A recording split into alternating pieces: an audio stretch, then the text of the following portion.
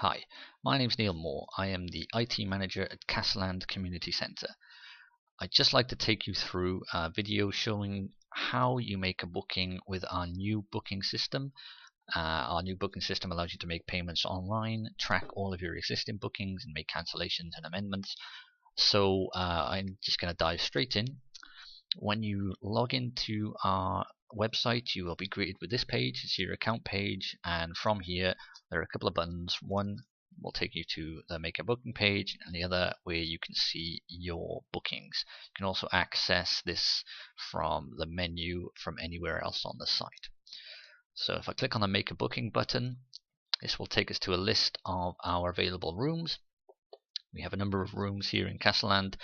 Some are more conducive to parties and meetings, and some for training. Essentially, your requirements will differ based on what kind of group or activity you are running. So I'm just going to click on the details button of Pendragon, our main hall.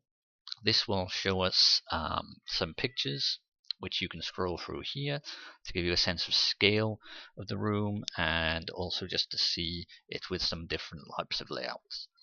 Underneath you'll see a calendar overview which will show you the availability of the room. You can scroll for this using these buttons here.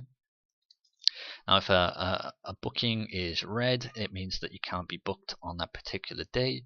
If a booking is green with a dot, it means that there's some time slots on that day will be unavailable. If it's fully green, it means any slot is available all day. So I'm going to click on Sunday the 13th of April, and that will pre-fill the form with that date. So it was a partially available booking, so if I click on here I can see which time slots will be unavailable. You can see all of the ones with a cross next to it are not available. So there's a window here between 4:15 and 5:15 that I will pick just for the purposes of this video. Okay, so that hour there is £22.50. There is a surcharge for one-off bookings, but if you are a regular booker, that surcharge isn't applied, plus you also get a 20% discount. So going through here, there's some basic details about your booking.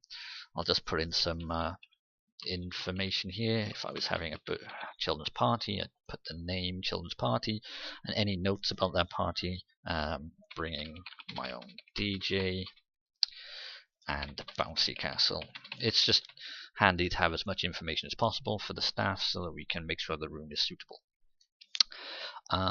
Your info should be pre-filled if you have a booking with us already. If not, you will just fill out your details like your phone number and email address so that we can send you booking confirmations.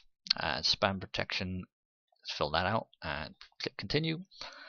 Each room has its own features that are available. This room is the only room that allows you to have soft play in. Each thing is individually priced. So for one booking with soft play, it'll be an extra £5. You can see that the price updates at the bottom once you've added the item. So once you've gone through the booking process, you'll be presented with the shopping cart page. Now from here, you can add more bookings by clicking here and going through the same process.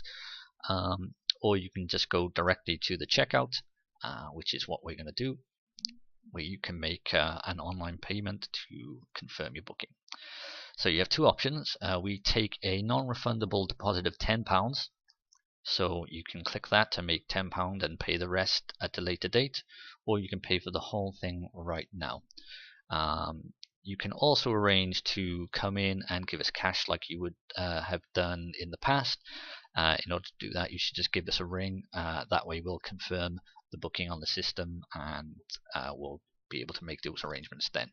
Otherwise, if you just want to pay for it all now and just get it done and dusted, you can click on this button. So we use PayPal as our payment processor. So if you click on the PayPal Pay Now button, it will take you to the PayPal site where you can enter in your details and make a payment.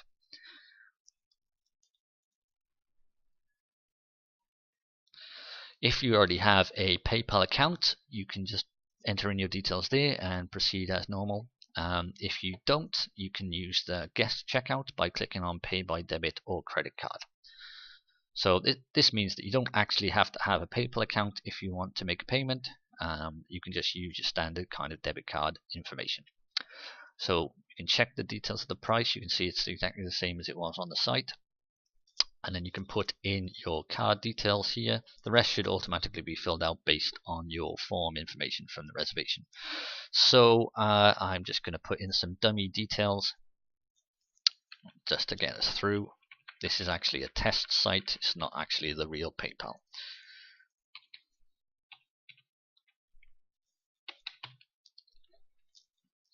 Now, a number and email address is required for receipt purposes, and a valid postcode.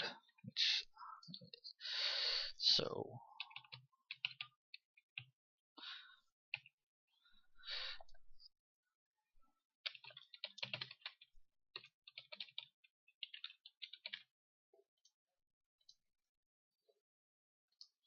oops.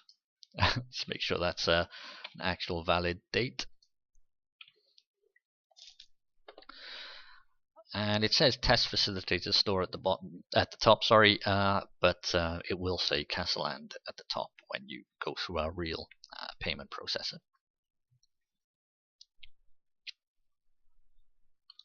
Just allow that to finish.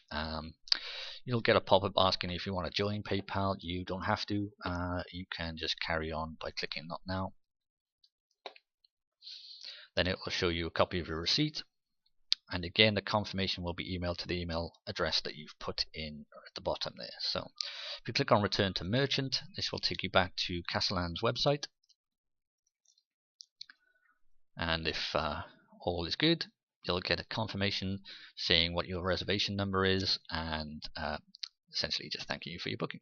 So this is now confirmed on the system. You'll get an email with confirmation details from us as well as PayPal. And also will be alerted that your booking is up and running, and that's it. It's you just turn up on the day and away you go. So I hope this kind of clarifies a bit what the new system can do, and there'll be a few more tutorials coming with some details as to how to make multiple bookings, look at your booking information, cancel, amend existing bookings and things like that. So this is just the first tutorial, and I hope it's useful.